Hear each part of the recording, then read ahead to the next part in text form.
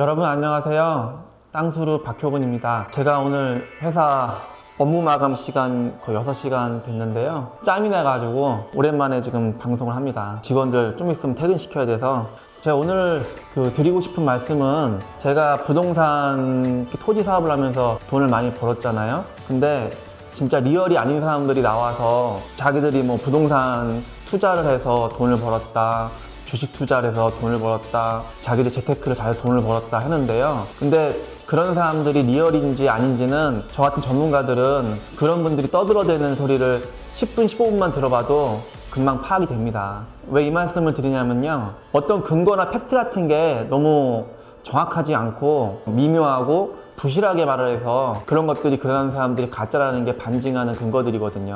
정말 리얼들은 확실하고 명확하고 앞뒤가 다 들어맞는 그리고 현실적인 정말 나와야지 되는 거거든요. 그래서 여러분들이 그런 거는 잘 걸러서 들으셔야 될 것 같고요.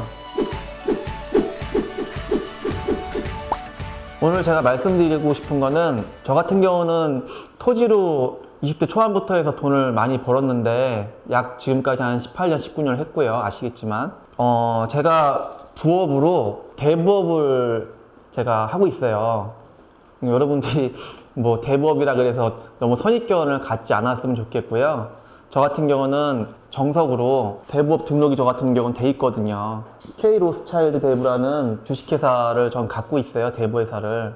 제가 돈을 버는 스킬 중에 한 가지를 말씀을 드리려고 그러는 거예요. 이건 뭐 이제 다른 짝퉁 리얼이 아닌 유튜버들은 이런 것도 모르겠지만은 아까 말씀드린 것처럼 저는 대부업 등록이 돼 있잖아요.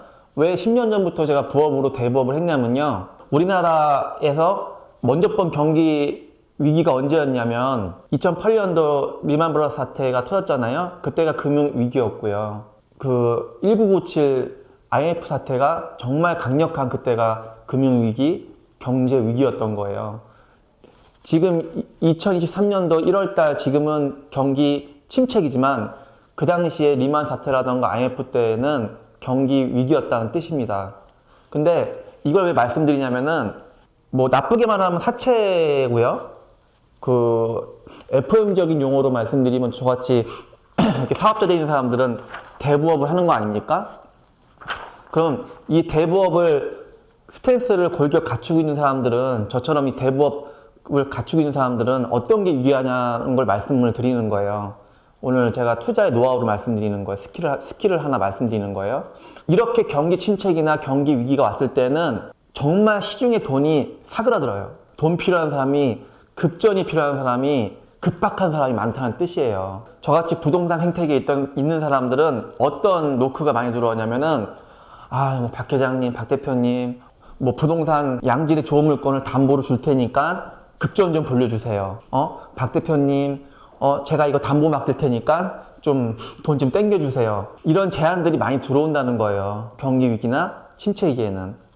저는 그거를 어렸을 때부터 너무 일찍 깨달았어요. 그래서 지금도 마찬가지로 급전을 제 돈을 불려주면서 제가 담보들을 제가 지금도 많이 갖고 와, 저 같은 경우는요. 특히 부동산 담보 저 같은 경우 많이 갖고 오죠. 부동산 담보를.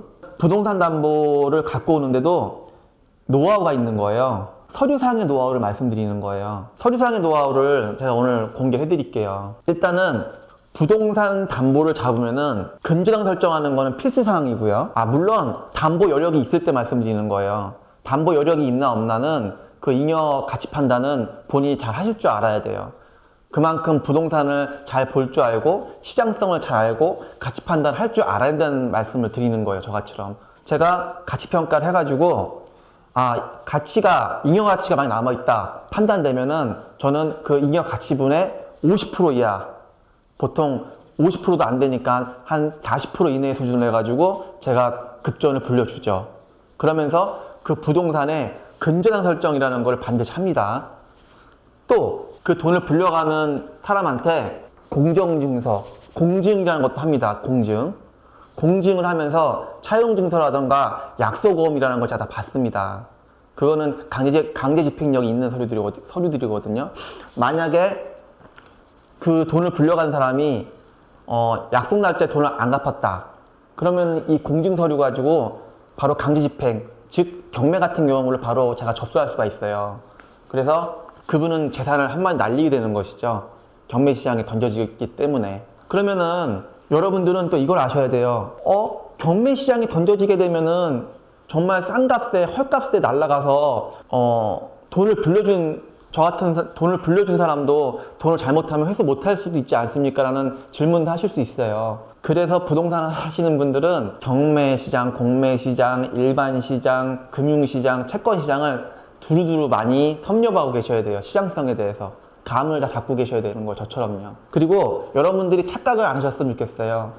경공매 시장이라고 해서 무조건 헐값에 싸게 날아간다는 건 아니에요.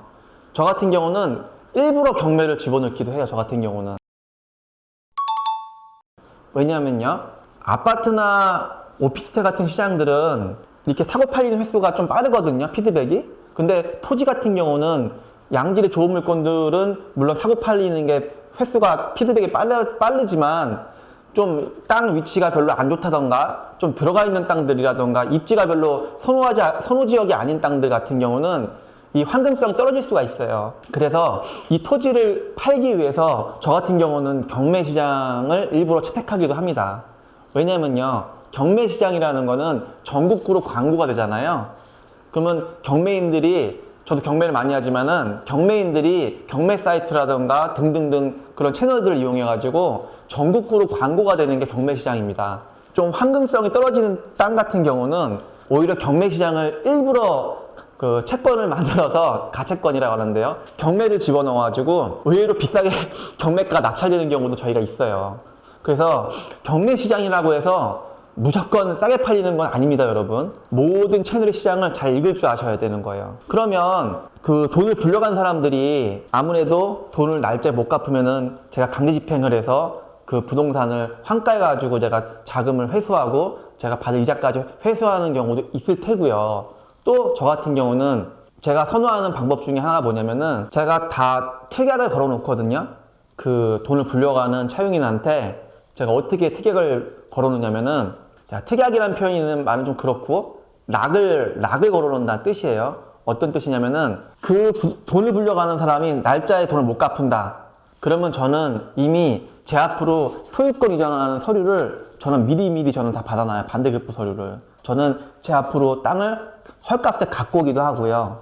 그래서 갖고 와서 제가 다시 재개발해서 개발해서 가공해서 팔아버려서 더 많은 수익을 제가 남기는 게 저의 노하우거든요. 전 토지 개발을 잘 할 줄 아니까. 더군다나 부동산을 헐값에 좋은 땅들 갖고 오는 방법 중에 하나가, 이렇게 경기 침체기나 위기 때에는 돈을 불려주고 코를 걸어서 싸게 끌어와서 다시 땅을 개발을 해서 비싸게 판다. 그럼 어떤 개발들이겠어요? 타운하우스나 전원주택지나 공장용지나 뭐 주유소용지나 그 땅의 입지에 맞는 최적화되어 있는 시장에 맞는 개발을 한다는 뜻이에요. 그래서 최대의 상품을 만들어서 최고로 비싸게 땅을 팔아야 되니까 시세 차익을 좀 많이 남기는 거죠, 개발을 해서. 자, 그러면 아까 말씀드린 그 공증서류도 있고요. 그리고 또 아까 땅에다 근저당하는 이런 근저당 서류도 받는 것이고요. 이게 이제 실제 리얼 서류기 때문에 인적사항 때문에 100% 공개 못 해드리는데, 여러분들이 법무 지식이 좀 필요해요. 이런 거 하시려면. 그래서 세상은 아는 만큼 많이 보인다고 말씀드렸고, 그래서 공부를 해야 된다 말씀드렸잖아요. 여기 보시면 여러분, 공증서류에 약속어음 아까 말씀드렸잖아요. 이런 걸 받는 겁니다. 이게 강제 집행력이 있는 서류들이에요. 이런 것들이. 어음을 받아서, 공증을 한 어음을 받아서 강제 집행을 하는 겁니다. 돈을 벌기 위해서, 재테크를 잘하기 위해서, 투자를 잘하기 위해서, 그렇게 하기 위해서는 아까 말씀드린 대로 많은 지식들을 공부하셔야 되고 견문을 익히셔야만 되는 겁니다. 특히 부동산 학문은 더 그런 거예요.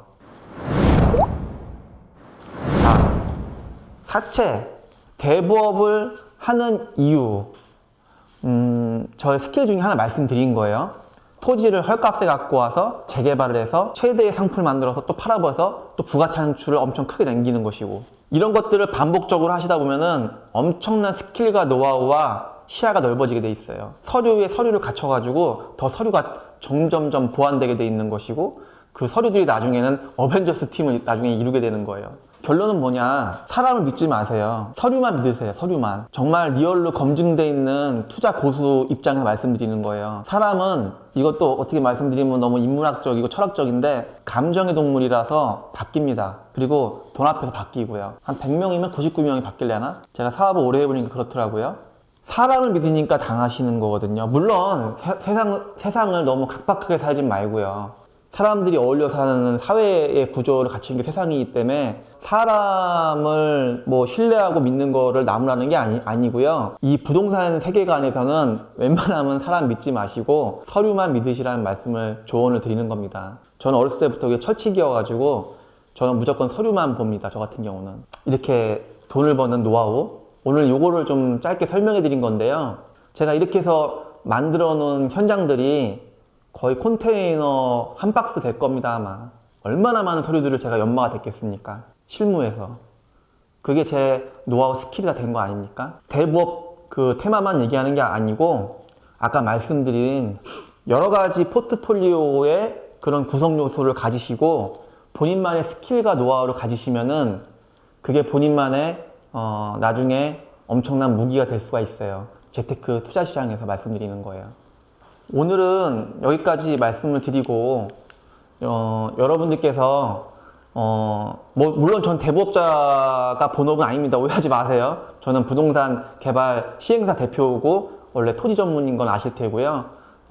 대부업은 부업이라고 말씀드렸어요.